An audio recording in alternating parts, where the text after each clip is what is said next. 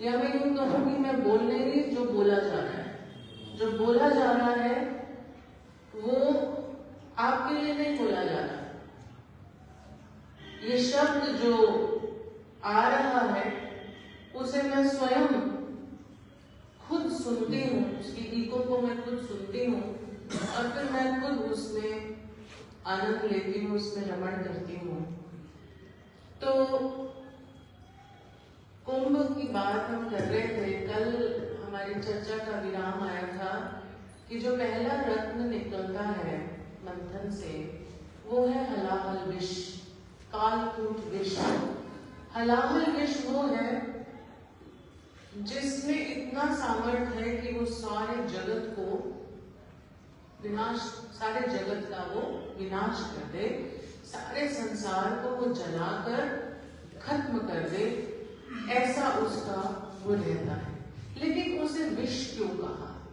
उसे विष इसलिए कहा, दो बातों का ध्यान हमें देना है। वो ये है कि एक तो उसे विष क्यों कहा, और दूसरा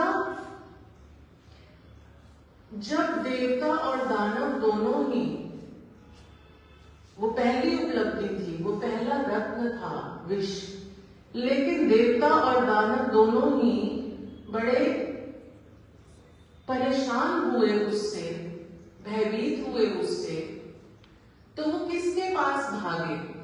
क्योंकि अब विष ना तो देवता पीना चाहता है और ना ही विष दानव पीना चाहता है, और ये पता है कि ये विष पीने से मृत्यु निश्चित है। लेकिन हमारी तो खोज क्या है, हमारा प्रयास क्या है? अमृत, अमृत का प्रयास है, अमृत की खोज है हमारी। तो कथा ये कहती है कि और जब उन्हें कोई रास्ता नजर नहीं आया तो उनकी दृष्टि गई तो महादेव की तरफ गई, और सब वो दोनों मिलकर के महादेव के पास पहुंचे। तो उन्होंने बोला कि महाराज ये निकला है, अब इसका हम क्या करें? तो उन्होंने कहा कि no tension, no tension, no worries, कोई दिक्कत नहीं है, कोई समस्या ही नहीं है। अब महादेव अगर ये कह रहे हैं ना कि नो वरीज, कोई टेंशन नहीं है, तो उसके अपने एक बड़े प्यारे से अर्थ हैं। और आजकल मैं सुनती हूँ बच्चे आके, माँ कुछ भी बोलती है ना, पढ़ लो, एग्जाम है, ये है वो है, तो वो आगे से कहते हैं टेंशन मित्रानु है नहीं। आजकल एक गाना ट्रेंड हो रहा है ना, वो किसी सिंगर का, तो वो एक लाइन उसकी पकड़ ली बच्चों ने, टेंशन मित्रानु है नहीं। माँ को टेंशन है कि तुम पढ़ नहीं रहे हो, पेपर है, मतलब एग्जाम अच्छा नहीं जाएगा, मार्क्स नहीं आएंगे, ये वो, अब बच्चे कहते टेंशन मित्रानु है नहीं। तो अब ये उनका अपना एक लेवल है। पर यहाँ पर जब महादेव जो कह रहे हैं कि no worries, nothing to worry about this, चिंता मत करो, कोई टेंशन नहीं है इस बात की, कहते हैं ये मैं ले लूंगा। महादेव कहते हैं इस विष को मैं ले लूंगा। उन्होंने लिया, लेकिन जो ध्यान देने की बात है वो ये है कि महादेव ने उस विष को अपने कंठ में धारण किया है, कंठ से नीचे हृदय में नहीं उतरने दिया। विष को कोई भी पॉइजन है, चाहे वो बदनामी का पॉइजन है, मतलब जिससे मृत्यु घटित होती है, माने अपमान से भी मृत्यु है, नुकसान से भी मृत्यु है, मृत्यु का कोई एक रूप थोड़ी ना है। और आप 2 दिन की चर्चा से बस आप ये इसको रिलेट करो कि मृत्यु का मरने से डर कौन रहा है? मृत्यु है किसकी? अहंकार की मृत्यु है।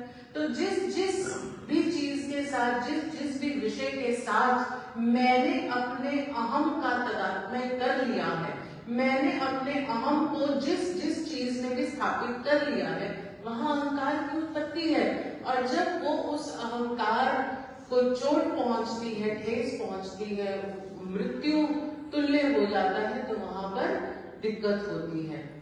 तो मृत्यु है किसकी? अहंकार की। अब महादेव ने क्या किया है? महादेव ने उस विष को अपने कंठ में धारण किया है, कंठ से नीचे नहीं उतरने दिया, क्योंकि यदि विष हृदय में उतर जाए तो मृत्यु है ना।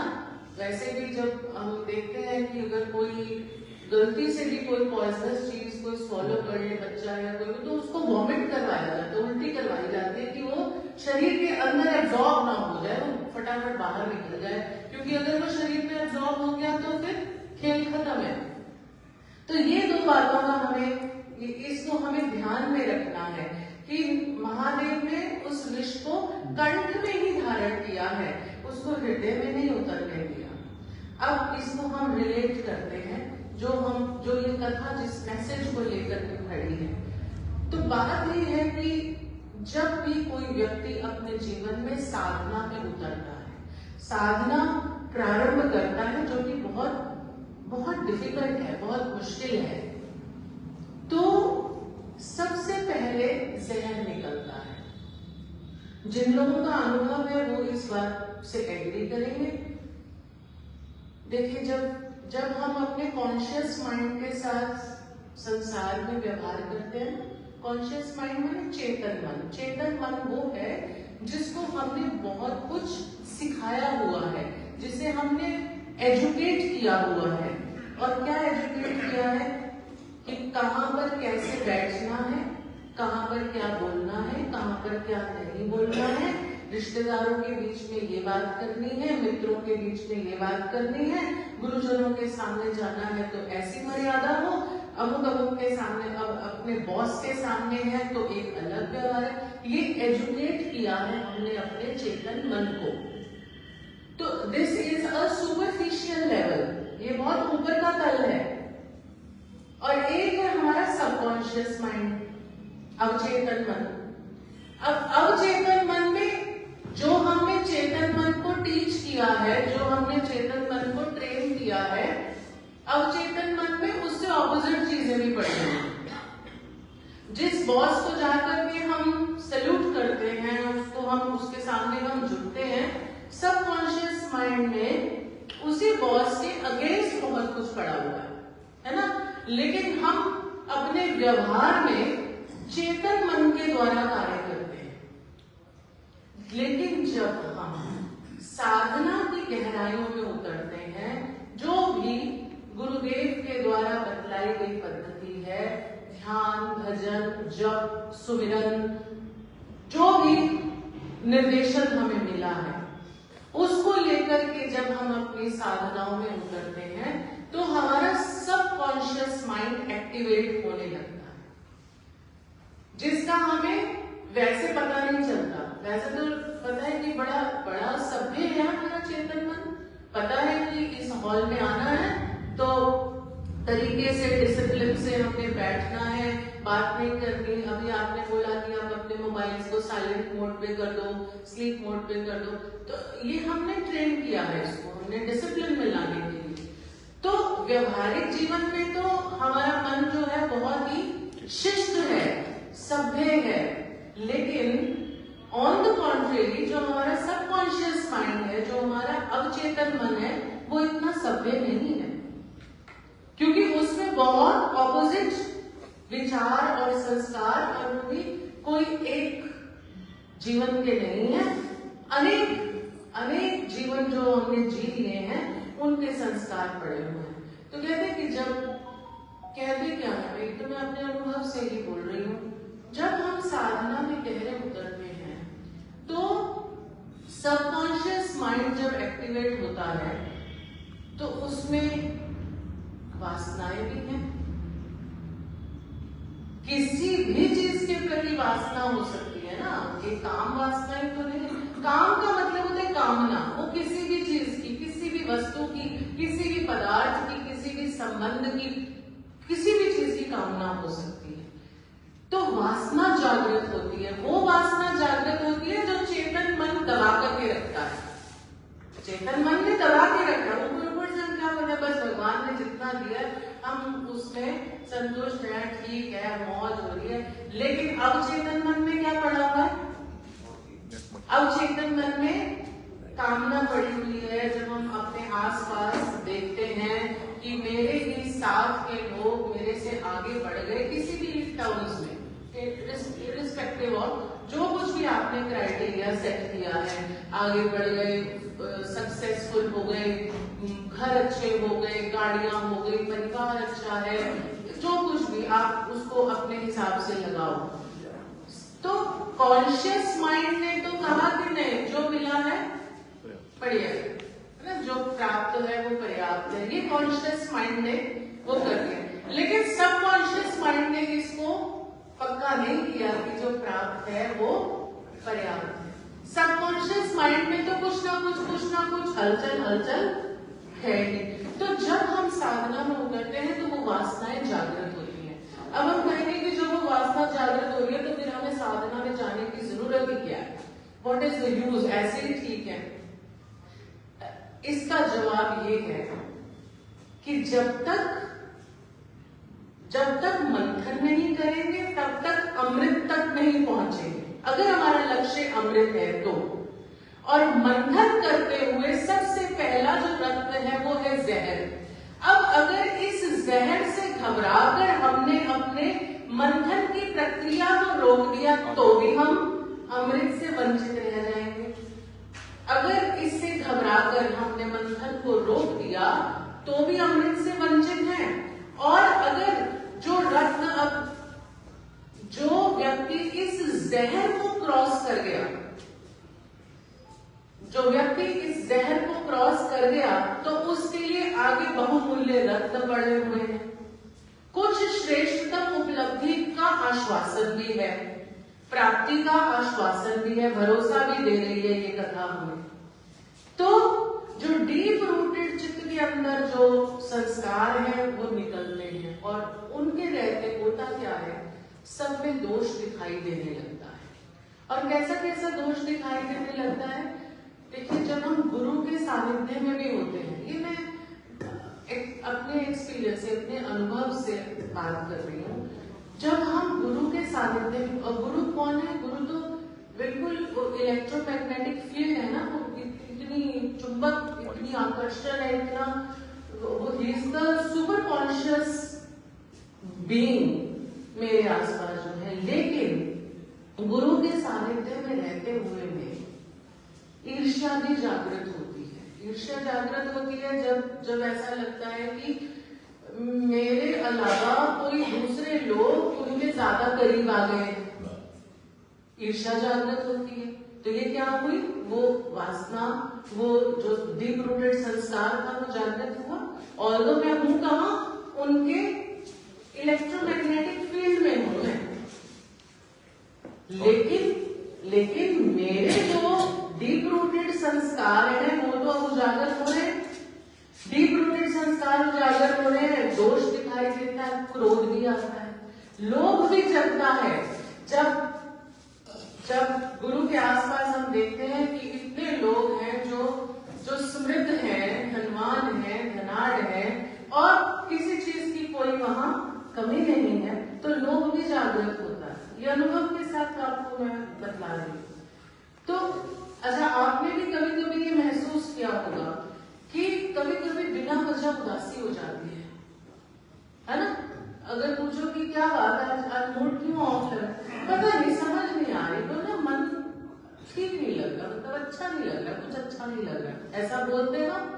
और कभी कभी ऐसा भी अनुभव होता है कि बिना वजह प्रसन्न होते हैं, मुझे आज बड़े खुश लग रहे हो, क्या बात है, पता नहीं, वो अंदर से खुशी हो रही है। ये जो अंदर से खुशी हो रही है और जो अंदर से उदासी आ रही है, जिसको हमें पता नहीं चल रहा, इसका कारण क्या है? इसका कारण है भाई, जो अवचेतन मन में जो संस्कार है ना वो उजागर हो गया है। आपको कारण नहीं पता चलता क्योंकि यहाँ अवचेतन मन की कोई गम नहीं है। चेतन मन को तो आप सिखा लोगे, अवचेतन मन को क्या सिखाओगे आप? तो बिना वजह उदासी हो रही है, बिना वजह प्रसन्नता हो रही है, तो ये क्या है? सबकॉन्शियस माइंड जो है वो एक्टिवेट हो रहा है। तो ये क्या है? पहला रत्न जो मंथन से, और मंथन आप देखिए, मंथन अब कौन से समुद्र का हो रहा है? मन रूपी समुद्र का मंथन हो। तो पहला जो इसको रत्न कहा, ये भी हमारे ऋषियों की एक उनकी विशाल सोच है। उन्होंने उस हलाहल विष को गलत नहीं कहा, उसको नकारा नहीं, उसका तिरस्कार नहीं किया, उसको भी रत्न कहा उन्होंने। और उन्होंने कहा कि जब एक कथा मुझे याद आ रही है, उस कथा के माध्यम से हम इस प्रसंग को और समझते हैं। एक बार किसी महात्मा के पास कोई व्यक्ति जाता था, रोज जाता था उनके पास, उनके दर्शन के लिए, उनके सत्संग के लिए। तो सभा में और भी सब लोग बैठे होते, तो महात्मा एक ही बात करते थे, इंसान बनो, पहले इंसान बनो, पहले इंसान बनो। तो उस व्यक्ति को ना ये बात बड़ी खटकती थी, बड़ी चुभती थी उसको ये बात। तो उसने एक दिन हिम्मत करके महात्मा से ये पूछ ही लिया। क्या पूछा? महाराज आप रोज कहते हो इंसान बनो, पहले इंसान, आपको हम इंसान नहीं दिखाई देते, हम क्या जानवर है? तो महात्मा ने कहा कि जो दृष्टि मेरे पास है ना, उस दृष्टि से तो तुम कुछ और ही दिखते हो। महात्मा ने कहा उस दृष्टि से तो तुम कुछ और ही दिखते हो। बोले ये जो चश्मा आपने लगाया है, महात्मा ने जो चश्मा लगाया हुआ था, तो उसने बोला कि आप कृपया करके ये चश्मा मुझे दे दो, मैं देखता हूं कि इस चश्मे से क्या दिखता है सामने। तो उन्होंने कहा ठीक है, अगर तू देखना चाहता है तो तू देख ले। अब उसने वो चश्मा लिया, लगाया, और उसे बड़ा अचंभित हुआ। जो आसपास पहले सारे भाई बंधु या यार दोस्त या सत्संगी दिख रहे थे, चश्मा लगाने के बाद कोई सांप दिख रहा है, कोई कुत्ता दिख रहा है, कोई हाथी दिख रहा है, कोई कुछ दिख रहा है, कोई कुछ दिख रहा है। बड़ा परेशान हो गया कि ये क्या।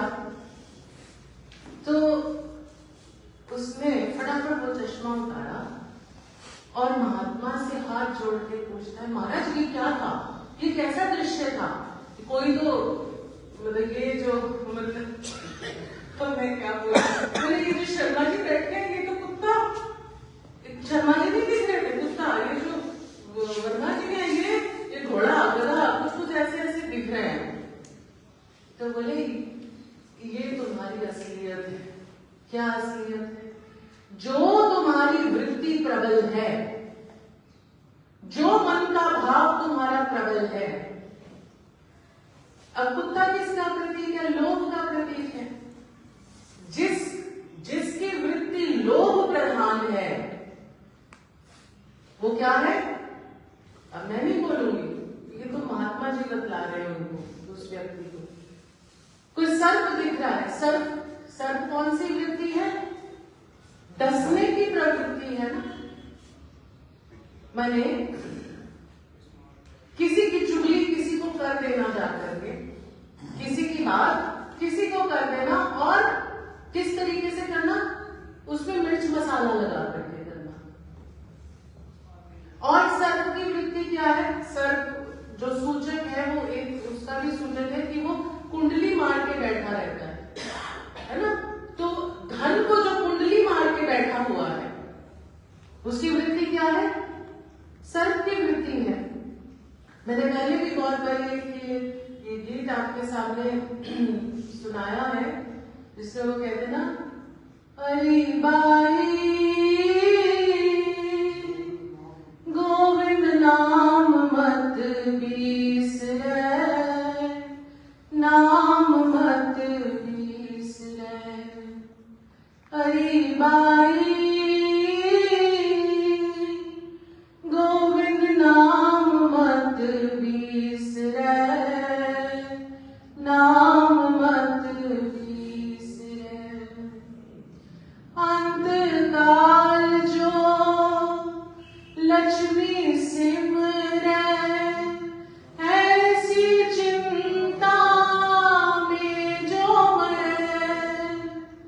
अंतकाल जो लक्ष्मी सिमरै, ऐसी चिंता में जो मरै। सर्प जोनियो वलवल उतरै, सर्प जोनियो वलवल उतरै, हरि बाई गोविंद नाम मत बिसरै, नाम मत बिसरै। अंतकाल जो पुत्र सिमरै, ऐसी चिंता में जो मरै। अंत काल जो पुत्र सिमरै, ऐसी चिंता में जो मरै, सूकर जोनियों बल बल उतरै, सूकर जोनियों बल बल उतरै। हरि माई गोविंद नाम मत बिसरै, नाम मत बिसरै। अंत काल जो मंदर सिमरै, ऐसी चिंता में जो मरै, अंत काल जो मंदर सिमरै, ऐसी चिंता में जो मरै, प्रेत जोनियों बल बल उतरै, प्रेत जोनियों बल बल उतरै। हरि माई गोविंद नाम मत बिसरै, नाम मत बिसरै।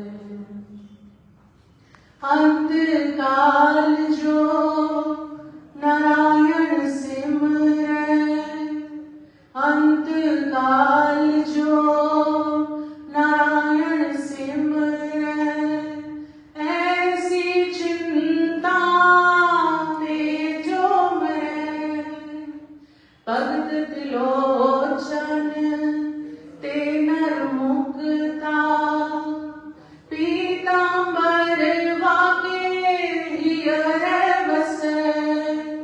हरि माई गोविंद नाम मत बिसरै, नाम मत बिसरै। हरि माई गोविंद नाम मत बिसरै, नाम मत बिसरै। कहने का भाव भगत त्रिलोचन की ये वाणी है। वो कह रहे हैं अंत काल जो लक्ष्मी सिमरै, ऐसी चिंता में जो मरै, सर्प जोनियों बल बल उतरै। तो अगली योनि उसकी किसकी तैयार है? सर्प की योनि तैयार है। अंत काल जो पुत्र सिमरै, यहाँ पुत्र से मतलब है कि घर परिवार समाजदारी, जो हमें एक बहुत हमारे अंदर गहराई से ये पड़ा हुआ ना, जितना बड़ा कुटुंब होगा, जितनी बड़ी कबीलदारी होगी, जितने ज्यादा लोग जानते होंगे, क्योंकि लोगों की ये भी बड़ी एक बंधन का कारण है, बहुत फसे हैं। और फलाने फलाने की किया सी होती, कितना कट होया सीगा और कितनी गैदरिंग सी होती, कितने लोग सी, और फलाने फलाने संस्कार जो 4 बंदे सारे नहीं सी होते। ये भी कितना बड़ा बंधन है हमारे जीवन का। तो कह रहे अंत काल जो पुत्र सिमरै, यहाँ पुत्र से मतलब है समाजदारी, कि सबको राजी करना है, सबको मतलब जितना बड़ा हमारा फैलाव होगा, जितना विस्तार होगा उतना। तो बोले अंत काल जो पुत्र सिमरै, ऐसी चिंता में जो मरै, सूकर जोन वो बल बल उतरै। वो किस योनि में फिर अवतरित होता है? सूअर की योनि है, क्योंकि सूअर एक समय में कितने बच्चों को जन्म देती है, वो मादा सूअर जो होती है। ये मैं नहीं कह रही हूँ, मेरी बात पे गुस्सा मत करना ना, ये तो जो भक्त लोगों की बात है, जो शास्त्र की बात है, हम वो कर रहे हैं। कह रहे हैं अंत काल जो मंदिर सिमरै। यहाँ पे मंदिर, इस मंदिर की बात नहीं हो रही है जहां पर आप जाते हो माथा टेकते हो। यहाँ मंदिर का मतलब है आपका घर, दुकान, ऑफिस, आपकी एसेट्स, आपने कितने प्लॉट खरीदे हुए हैं, आपने क्या क्या अपने लिए एसेट्स बना के रखी है। चिंता होती है ना, मृत्यु शैया पे भी बंदा बुलाता है अपने बच्चों को, घर वालों को, भाई घर वालों को पता ही नहीं है कि मैं एक प्लाट मेरा गाजियाबाद आएगा, तो एक मेरा चंडीगढ़ भी आएगा, तो वॉट जो भी।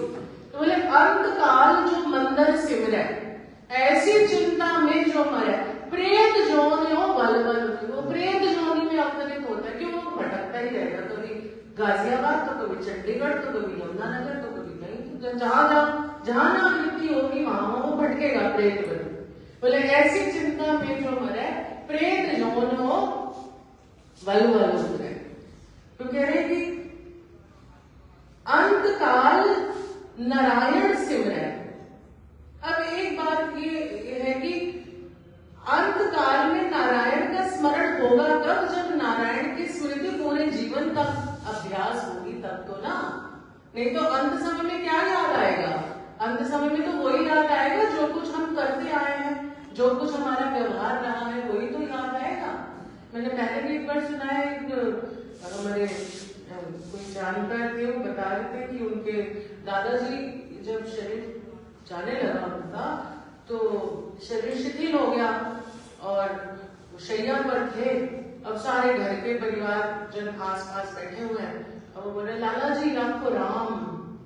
उस समय तो हर व्यक्ति को लाला जी की मुक्ति हो जाए, अब राम के चरणों में ये विलीन हो जाए, राम अपनी शरण में इनको ले लें। वो कह रहे लाला जी आपको राम। लाला जी आगे से कहते हैं पट्टे। लाला जी आपको राम। लाला जी कहते दात्री। लाला जी आपको राम। लाला जी कहते मज्जा। अब लाला जी ने सारा जीवन क्या किया था?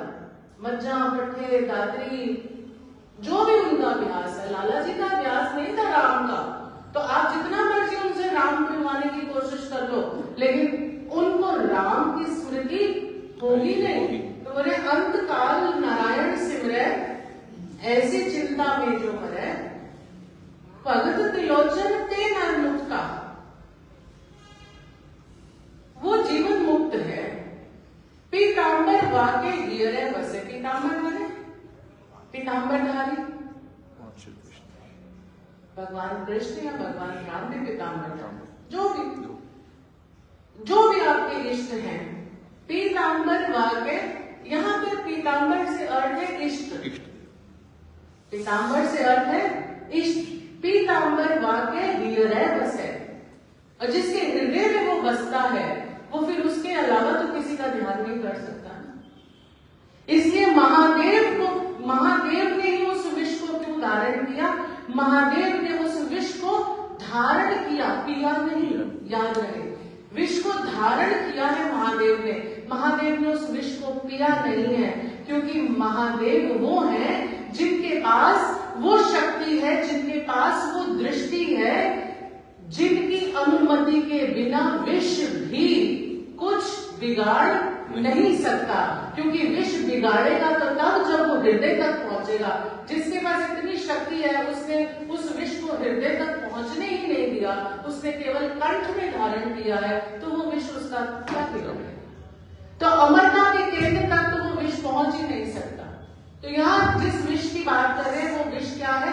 ये जो संसार की तरफ से विष हमारे पास आता है, हमारी तरफ जो ये दहकता हुआ विष आता है, अपमान का, उपहास का, निंदा का, जो विष हमारे तरफ आता है हमारे जीवन में, यदि हम उसको अपने कंठ में ही धारण कर लें, कंठ में धारण करने का मतलब उसको हम अपने हृदय तक ना ले जाएं, माने उस दिल से हम और संत जो एक टेक्निक देते हैं ना यूट्यूब में, आई गई करो गाना, आई गई करो, आई गई माने तो होगी छठो मन बाहर हो रहेगा कि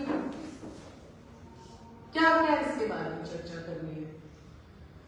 तो वो महात्मा ने बोला ना कि इंसान बनो, इंसान बनो। हम कदा वापस वहां चलते हैं, तो चश्मा उसने पहना तो उसको कोई कुत्ता दिख रहा है, कोई गधा दिख रहा है, कोई भैंसा दिख रहा है।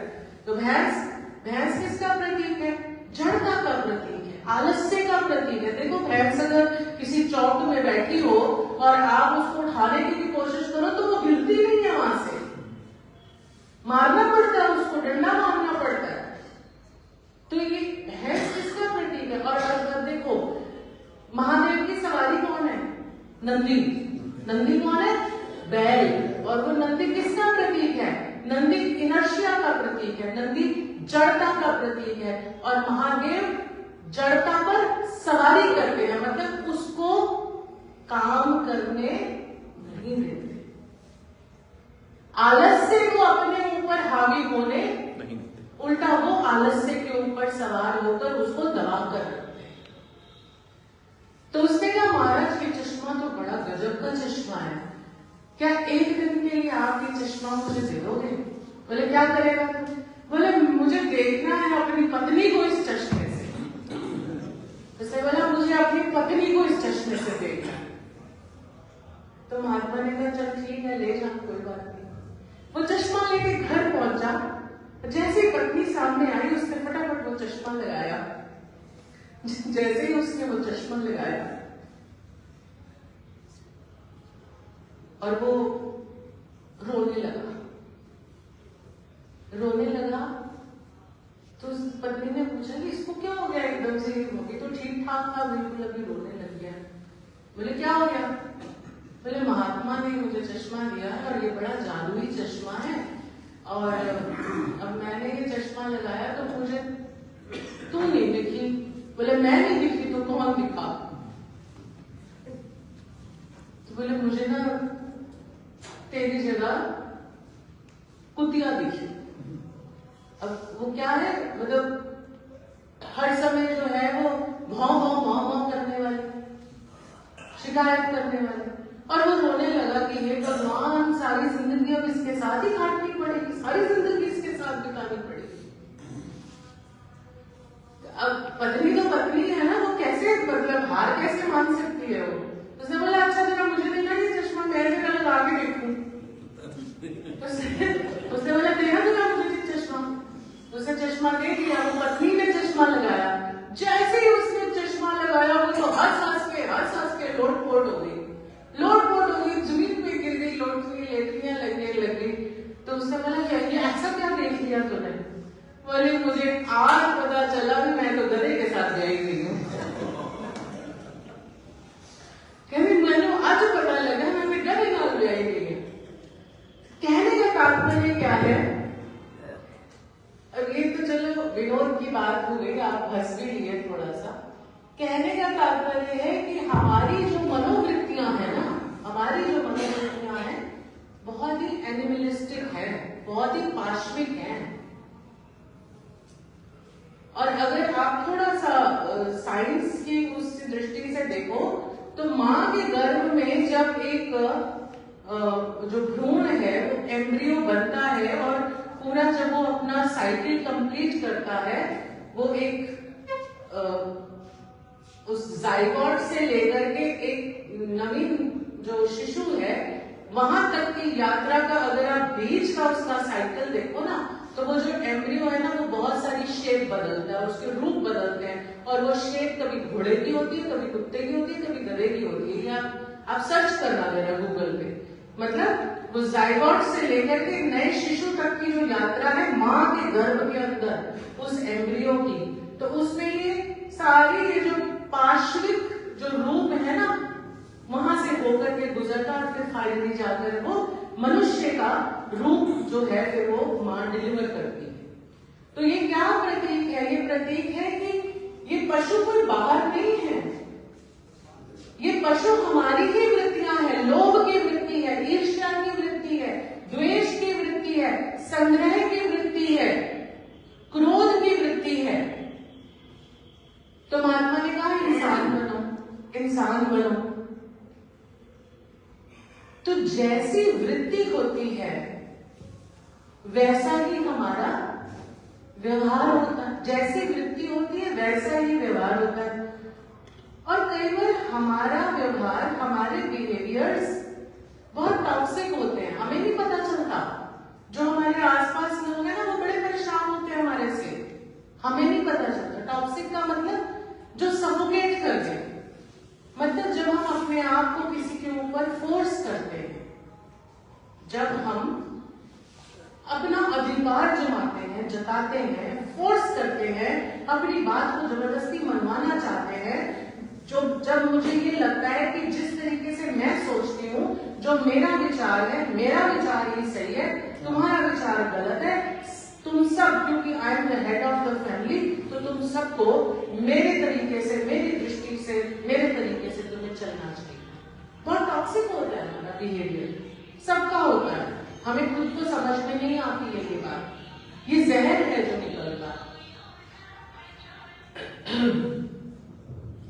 और फिर हम बड़ा अनरीजनेबल सा बिहेव कर रहे हैं। तो कहते कि ये जो हलाहल विष है, दहकता हुआ जो फ्यूमिंग जो पॉइजन है,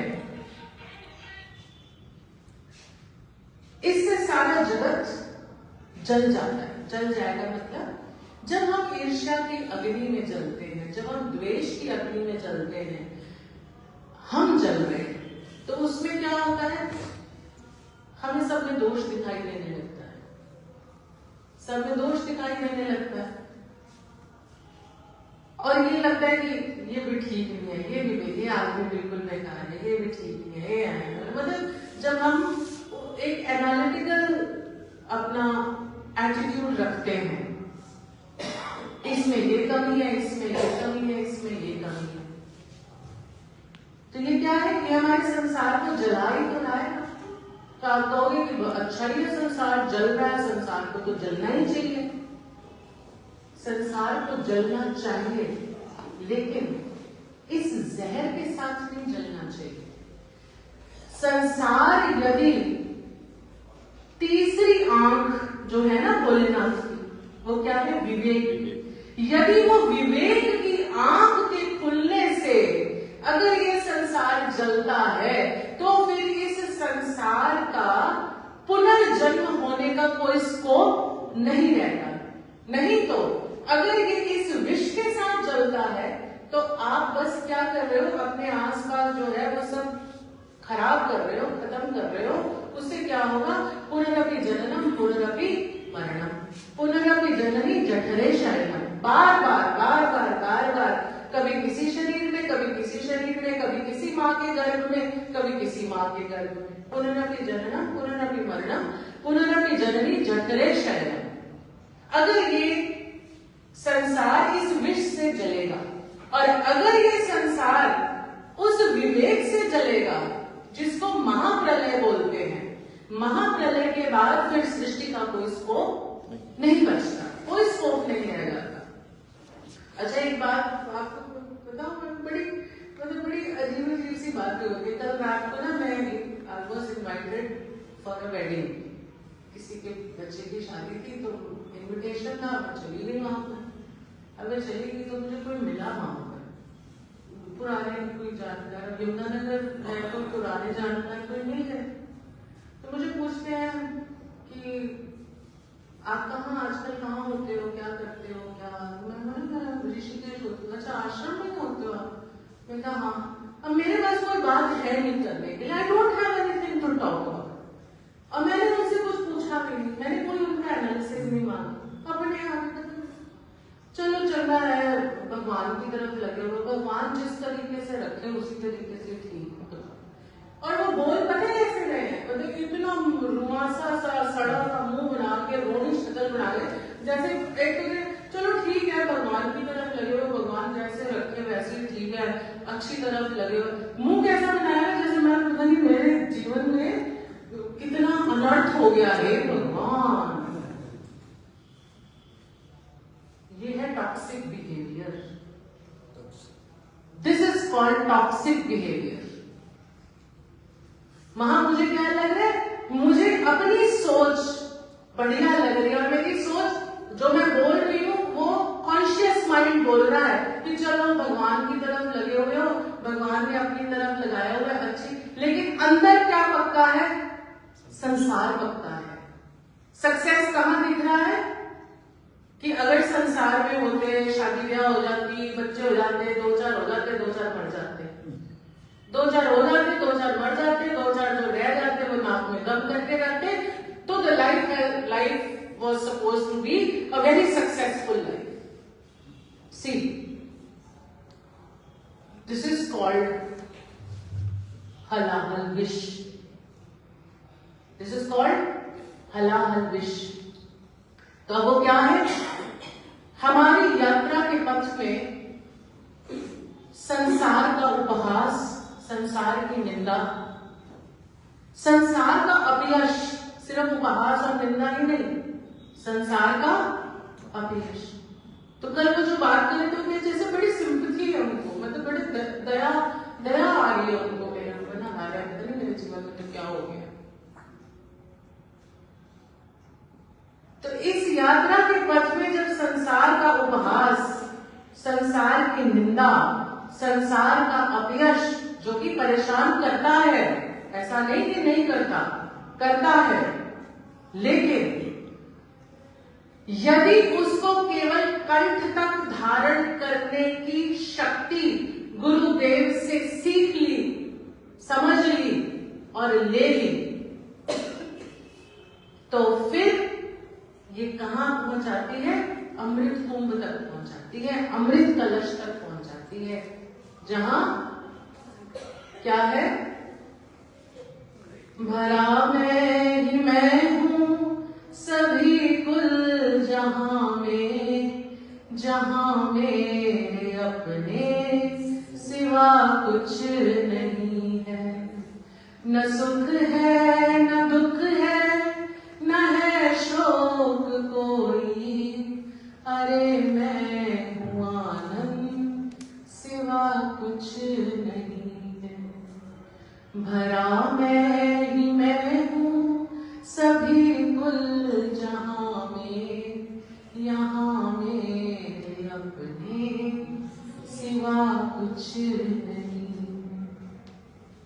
और अगर इस हलाहल विष को क्रॉस कर गए, इससे डरकर भागे नहीं, दोनों ही कंडीशंस हैं। इससे डरकर मंथन को रोक नहीं दिया, इससे डरकर रुक नहीं गए,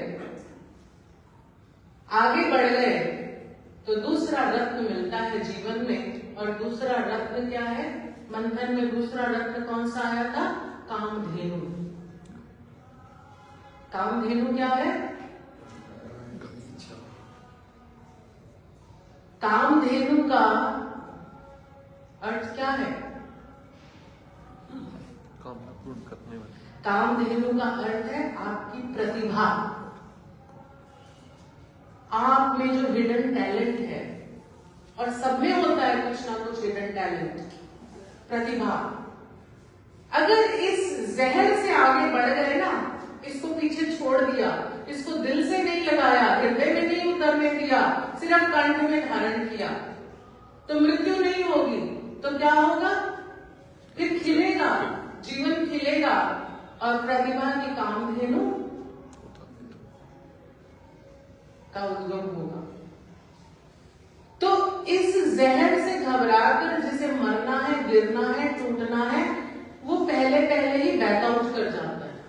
मैंने बोला साधना का पथ जो है, it is not easy, it is very difficult, it is not easy.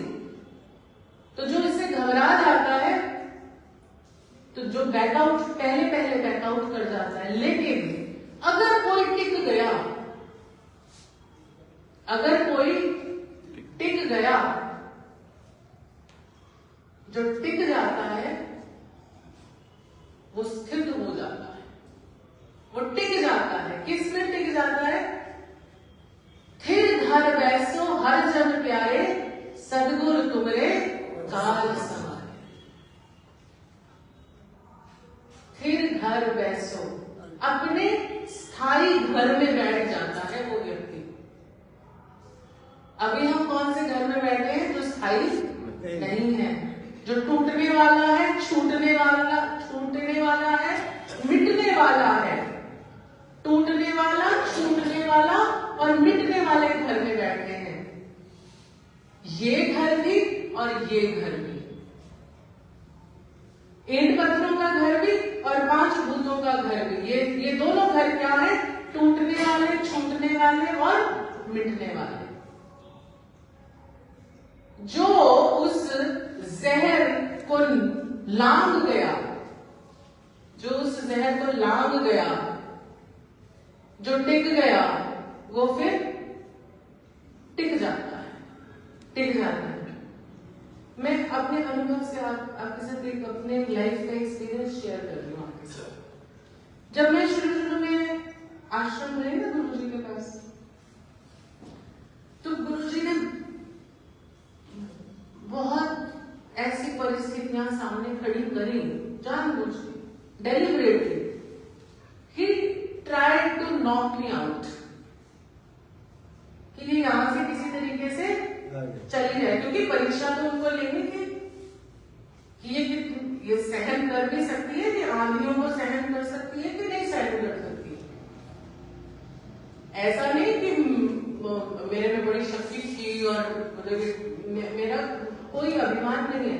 मैं भी बहुत रोई, बहुत परेशान हुई, सब कुछ हुआ, लेकिन ये गुरु कृपा नहीं थी, ये इष्ट कृपा नहीं थी। मन में एक विचार था, जब यहां से गए थे ना, तो मन में एक विचार था कि अब घर वापसी तो संभव है नहीं, और अगर वहां कुछ ना बना, देखो हर कोई व्यक्ति अपने लिए सोचता ही है ना। जब भी कोई आप नया कार्य करने चलते हो और छलांग जब अंधी हो, पता ही नहीं है कि आगे क्या, मंजिल का पता नहीं है, छलांग अंधी है। एक बात पक्की थी कि अब घर वापसी तो पॉसिबल नहीं है, ये तो संभव नहीं है, ये तो होगा नहीं। अब अगर वहां कुछ ना बना तो यमुनानगर का रास्ता नहीं है, गंगा जी की रास्ता है, बस और कुछ नहीं है। ये मन में निश्चय था। तो he tried everything to knock me out, पर उन्हीं की कृपा थी, गुरु कृपा थी और इष्ट कृपा थी कि चलते रहे, परेशान भी हुए, रोए भी, सब कुछ हुआ, ऐसा नहीं कि नहीं हुआ। तो एक तरीका तो था, या तो घबरा करके वापस चलो, यहां नहीं आओ तो कहीं और चले जाओ, भाग जाओ कहीं, घबरा कर वापस चले जाओ, या फिर मंथन को रोक दो। दो ही तरीके हैं, लेकिन इन दोनों तरीकों से अमृत से तो वंचित। लेकिन ये कथा ये आश्वासन दे रही है कि अगर जहर को क्रॉस कर गए तो आगे बहुमूल्य रत्न पड़े हैं तुम्हारे लिए। ये कथा ये भरोसा देती है, ये आश्वासन देती है कि अगर धीरज धरोगे तो अमृत मिलेगा ही मिलेगा। अच्छा देखिए, जब भीतर से विरोध आ रहा हो ना, भीतर से विरोध तो आता है, क्योंकि मैंने बोला वासनाएं भी जागृत होती हैं, जब वासना जागृत होती है, वासना पूरी नहीं होती तो क्रोध भी आता है। और इसको आप ये मत सोचो कि मैं अपने जीवन की कथा आपको सुना रही हूं, ये आप सबके जीवन की कथा है। जब वासना पूरी नहीं होती ना तो क्रोध जागृत होता है, और जब भीतर विरोध आता है ना, डायलेमा पे होते हैं हम, डबल माइंडेड होते हैं। डायलेमा क्या है? द्वंद्व है। जब भीतर दो नहीं बहुत सारी चीजें दिखती है, बहुत सारे रास्ते दिखते हैं, डायलेमा होता है जब जीवन में, तब जीवन में कोई ऐसा जरूर होना चाहिए जो हमारे इस विष को संभाल ले, जो हमारे इस विष को अपने ऊपर ले ले और हमें ये हौसला दे कि तुम चिंता मत करो, हम तुम्हारे साथ खड़े। कोई ना कोई जीवन में ऐसा जरूर होना चाहिए। और शिष्य के जीवन में वो भूमिका कौन निभाता है?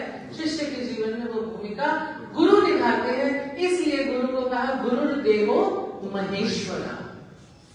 वो जहर को किसने धारण किया था? महादेव जी ने, है ना। देवताओं और राक्षस दोनों जब परेशान हो गए कि अब इस जहर का क्या करें, तो वो धारण किसने किया उस जहर को? उस जहर को महादेव ने धारण किया। और गुरु कौन है? शिव रूप है। तो गुरु क्या कहते हैं? तू चिंता मत कर, क्योंकि उनको पता है कि ये सब आएगा, ये सब होगा, इस प्रक्रिया का हिस्सा है, ये सब होगा। तू आगे बढ़, तू जहर की चिंता मत कर, इस जहर को मैं संभालूंगा। क्यों संभाल लेंगे गुरु? क्योंकि गुरु अब उस स्थान पे खड़े हैं, वो अपनी उस अवस्था में खड़े हैं जहां वो जहर उनका कुछ बिगाड़ सकता ही नहीं, क्योंकि उस जहर की उनके अमरत्व केंद्र तक पहुंच ही नहीं है। उस केंद्र तक जहर की पहुंच, और गुरु हमें उस केंद्र तक पहुंचाना चाहते हैं। तो बोले कोई हो ऐसा जो कहे कि मैं तुम्हारे साथ हूं, मैं तुम्हारा विष संभाल लूंगा, ये जहर तुम्हें तो बर्बाद कर देगा, ये जहर तुम्हें बर्बाद कर देगा, क्योंकि हमारे पास उतनी शक्ति नहीं है, उतना विवेक हमारे पास नहीं है।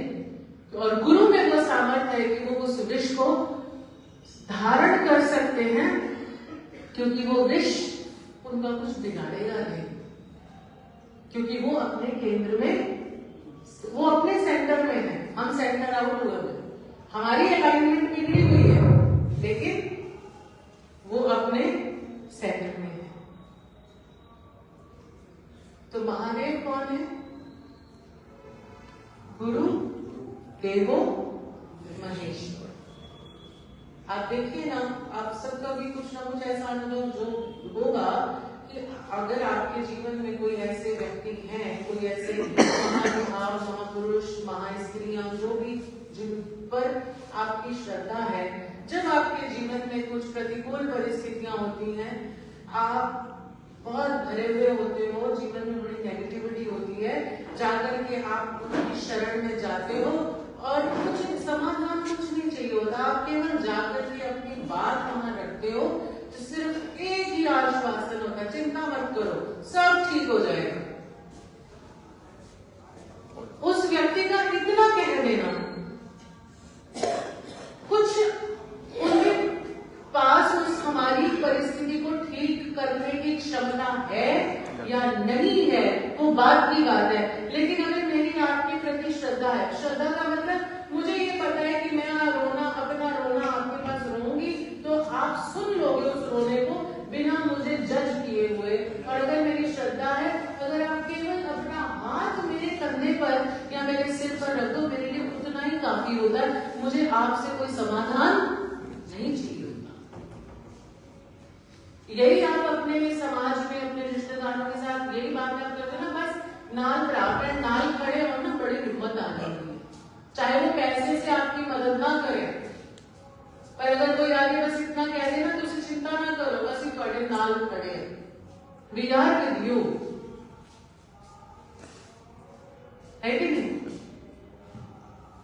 तो गुरुर्देवो महेश्वर, तो गुरु महादेव बनकर हमारे जीवन के सारे विष को धारण कर लेते हैं, वो हृदय में उतरने नहीं देते, और वो ये ट्रेनिंग फिर हमें भी देते हैं कि वो विष हमारे भी हृदय में ना उतरे, क्योंकि वो हमें अमृत कुंभ तक पहुंचाना चाहते हैं। इसी के साथ आज वाणी को विराम देते हैं, शेष चर्चा करते हैं। ओम तत्सत।